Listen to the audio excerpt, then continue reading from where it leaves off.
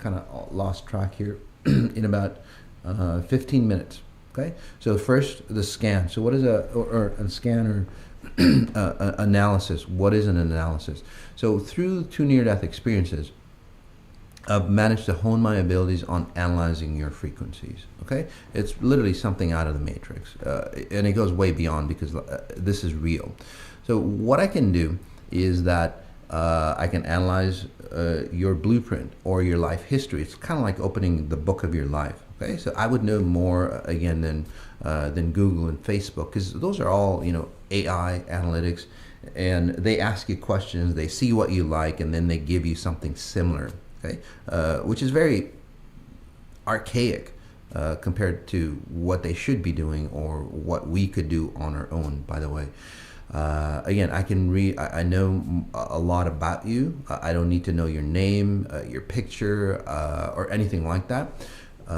All you have to do is go, hey, Mas, scan me, and you can use a fake name and all that, and I'll be fine with it. The reason why is because there's a frequency in you, frequency that you send out no matter what you're doing, even if you're typing, you know, or on the chat. It doesn't matter, because that resonance or that IP address, just like any other device, that IP address has your resonance, has your, say, location on it, and that's what I can tap into. Okay, again, like I said, it sounds matrixy, but we'll give it a try. In the future, what we'll be doing, which is really exciting, is obviously you can't comment back, but if I do scan you, please comment back on how accurate I was. Not for my benefit, because I know I am, but for other people and for your benefit as well.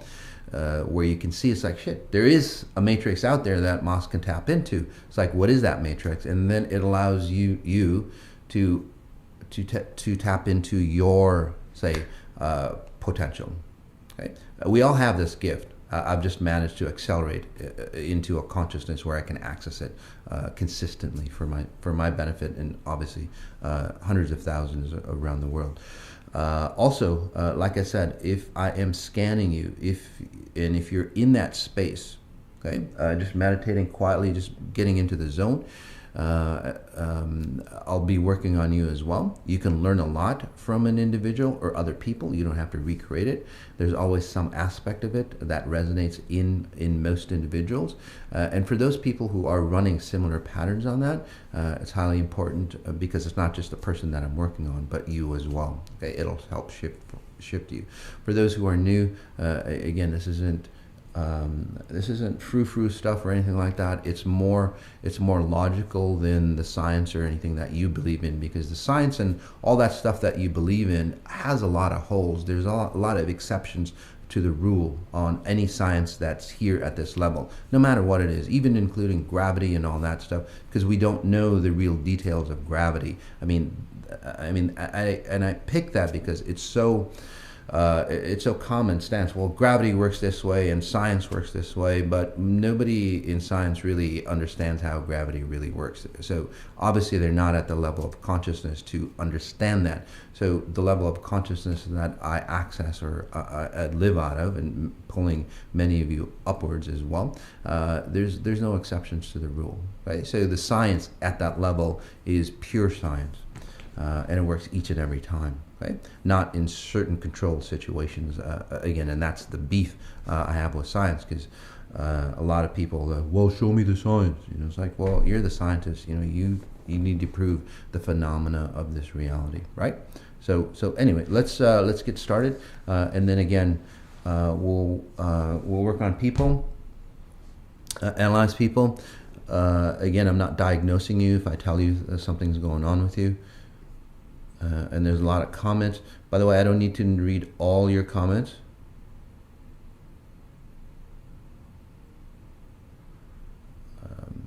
So this one is, hey Mas, what does my niece do effective on her journey that may be helpful me on my path? Helpful. Okay, so this is so Mighty Savage. Yeah. So just trying to decipher the question, hey Mas, what does my niece need to do effectively on her journey that may be helpful on my path? Well, your niece. So well, I'll just analyze you. So when I see you, you're always looking for outside reference points, and maybe that's why you need your niece. Your niece is coming toward as you've been awakening, or realizing your niece is coming forward and wanting to join the journey with you. So that's really about it. So you can bounce off each other, no matter how old your niece is. It doesn't really matter. Even if she's younger, a baby.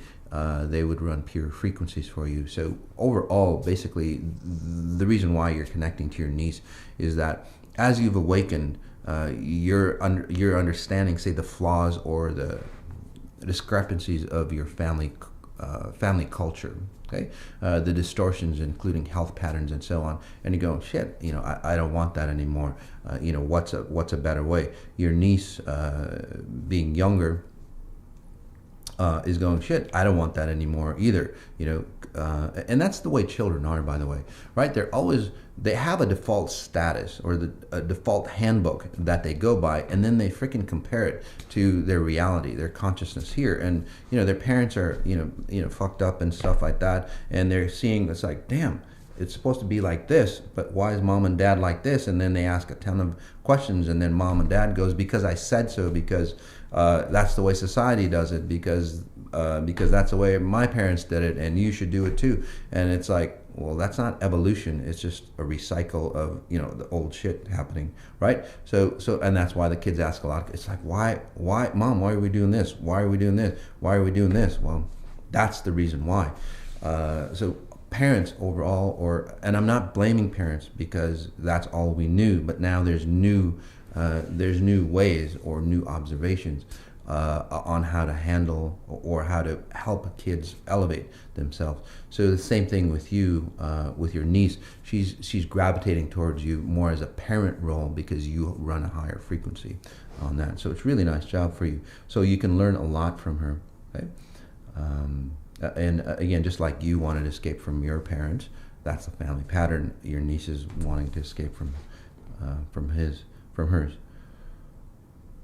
This is, hi Moss, please scan my family's progress through Total Human Reset, which is fantastic, by the way. Thank you so much.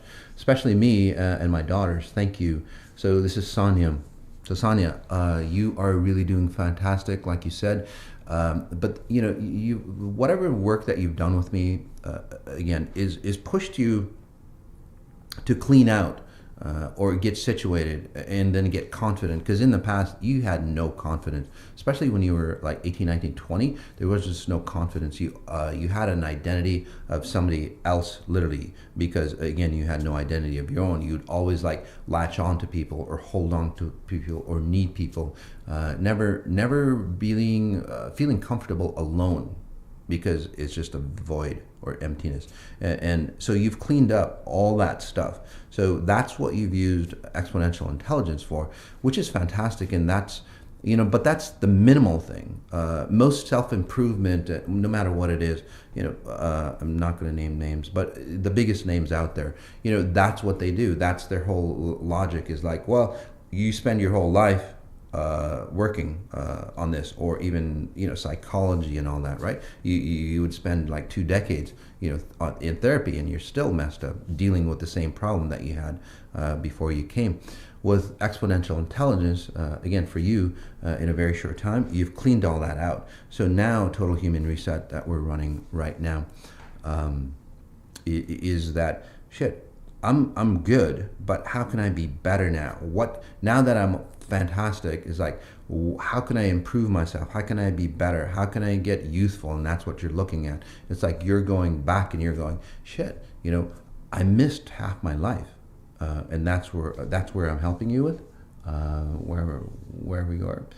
I lost your name, but anyway. So for you, before I lose you, so right now it's like you're gonna revert back to a younger age and do a lot of those things that you didn't or you couldn't do before. So that's where you are. You're going to take your kids with, and it's going to be a close family bond, which is really beautiful, because most families, when they come together, they're together because of the family bond, because of the blood. They're not together because they like each other. I think it's like mostly because they have to, because they're mom and dad, right? You have to call your mom and dad because they're your mom and dad, and society tells you, not like you really want to, right? So you put in that time. But this time is like, shit, we really want to spend time together. So that's what you're headed towards, which is really, one of the best blessings you can get. This one is Open Pine. Hey Moss, scan me please. I want to move forward and fully step into my abilities. Thanks man. For sure, buddy. So for you, my friend, you've tried a lot of things, a ton of things, and it always leads to, say, disappointment, right? No matter what happens, disappointment. If you go to whoever, a self-improvement person, whatever, it's like disappointment. You rely on people, and this trust. So you have a lot of trust for people, and we'll be talking about trust on the deep science here on part of Moss on Sundays. But they always lead to disappointment. So is it the people that are not trustworthy? No, I would say that it's your pattern. It's like, why? Because you can't hold on, and the deeper pattern is not about success. The deeper pattern for you is what the hell is it? Is a void. You have to feel a void. So no matter how it shapes up, you're going, and then say you're going on a bridge, and then the bridge just ends, and then it's like, where do I go? That's the way you feel pretty much all the time in relationships, in life in general, in money. It's like, oh, okay, I made a lot of money, or I did this business. It's like, and then it's, now what? So, because you're looking for the bigger picture. So, well, you found it, which is really cool. So let's build the rest of the bridge for you, basically. Okay, you get to a certain point, and then it's like, that's it, So let's build that bigger bridge for you. It kind of goes back to your childhood, 2, 3, 4. It seems like your father. And by the way, that's this lifetime's representation, but obviously those patterns go way back, in previous lifetimes, if you believe that, or if you don't, in your family lineage, where you can't. It's something to do with your father or a masculine figure. It's just like they disappeared, or even if they were there, they weren't there. So you couldn't say trust them, or you couldn't have or seek help, or guidance from them. So it's just like an empty void. But if you go further back, it goes into a previous lifetime scenario where you literally were hung out to dry, where somebody was supposed to come back for you or something like that, and then you waited, and then basically you died. So again, and that impact.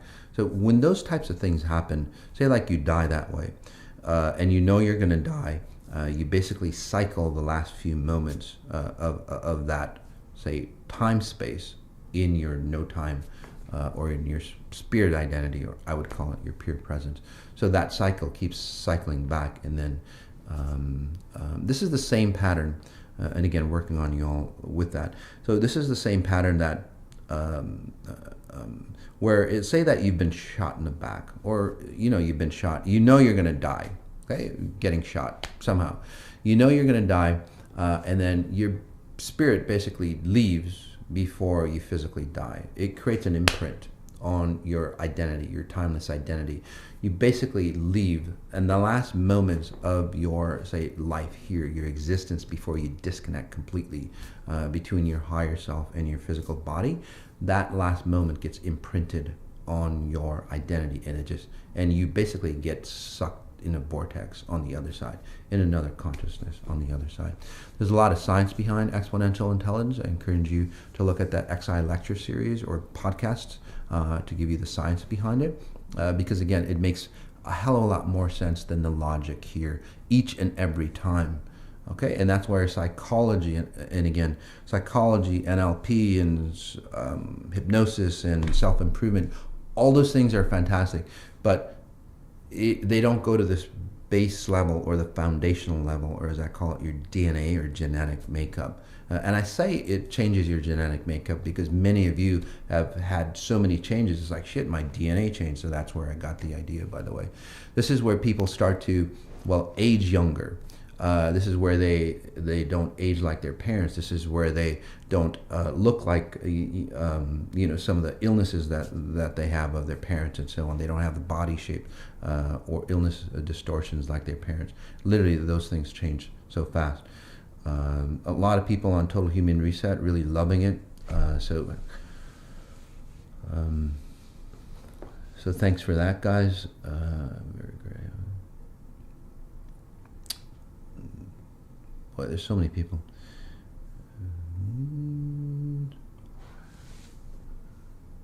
So this one is Conscious ERA. Why can't I stay in my body? My family patterns are full of worry and attracting garbage. Why can't I stay in my body? My family patterns. Oh, okay. So anyway, well, the reason why you can't stay in your body, you just said it. You're just highly aware, even as a young child, and that kind of goes back to the first analysis that I did. Is as children, we see all the garbage that everybody else is carrying around us, because we're new, because we don't want that garbage inside us. So as a child, you were very aware that you didn't want all that stuff. But then, you didn't have parents, and most people don't. To tell you, it's like, no, you shouldn't take my garbage. You should learn from our mistakes and make it better. But most society doesn't do that. No matter who it is, no matter what level it is. Look at the government. The highest level that controls, or the elites. They're still fucking up, just like anybody else. They're no better. They might have more money, but again, it just magnifies the distortions that they are. But back to you. I think I'm answering a lot of questions. That some people might have, by the way, on as I analyze the whole group. And there's a ton of people on the call, so that's fantastic. So sometimes I jump around, sorry about that. But again, overall for you, the reason why you're not in your body is because if you allow your identity to step into yourself, that means that you would have to accept the rules, the principles, the belief systems, and all that stuff of society. Simple as that. That's the only difference between, and so when you're younger, and unfortunately when you're younger and you're more aware, you're more intuitive. By the way, my abilities are not intuition; it's something of a different degree, although it's very similar. But when kids are highly intuitive, they know the shit that's happening to them, and it's like, I don't want that. But then they don't know what to do with it. They don't know how to escape it. They don't know how to get away from it. So then that's where they get into trouble. That's where they get ADD, ADHD. This is where they get, say, despondent, and they're not into life, where they don't have vibrancy, although they understand the vibrancy of life. This is where they get depressed or suicidal and all that, because they know if they accept, then they're going to turn in like everybody else, and it literally decreases them from the consciousness that they could be into the consciousness that's way down below, and it's like, shit, I don't want that. So you've managed to stay away from it, which is really fantastic, by the way. So let's remove the garbage, and the garbage that I talk about is again, societal's ideas on relationships, marriage and education, and pretty much everything that this society is about is pretty much wrong, or very diluted to because this consciousness or the society is about control, lack, and sacrifice. So no matter what you do in this society, no matter how good you are, no matter how much money you make, or no matter how many people you help, it always leads to sacrifice, control, and lack. So and that's what you don't want. So you're here. Welcome home. For many of you as well, welcome home. This allows you to say remove all those patterns from you. And since you're already aware of the consciousness that you need to go on, you've been like searching literally for this moment in time in history, from what I'm seeing, since you were a little kid. I think many of you have been like that, right? It's like, shit, I know that there's something grander out there, but I haven't found it. It's like, no matter what I do, no matter how successful I get. So again, welcome. So in this mini session, just helping you release that garbage, and you'll see your face literally change, whoever that was. Conscious ERA. And by the way, your thoughts on spirituality and being conscious is going to be is going to be totally different than what you understand it. And that's another hiccup on people who try to be good. Again, no matter what it is, whether it's like, God, you know, I'm making $1 million, I made $1 million, and it's like, I still feel fucked up. Or for people who are really spiritual, you know, who are really spiritual, it's like, I tried all this, I tried this ayahuasca stuff and all this stuff, and I still feel fucked up. Again, it's because the underlying frequencies, you had really good intent, but again, the key wasn't there to unlock where you need to be. So XI is literally that key for you. Okay. And just, I'll read one more scan and then we'll get into Mass on Sundays, guys.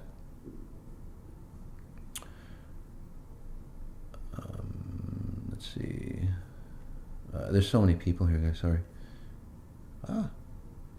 Loving the human reset. This one is really good. Which Atshi? Sorry if I mispronounce it. How shall I distinguish between the patterns that are deriving from collective family lineage or from one of my previous lifetimes? How to find out which is which? That is so confusing.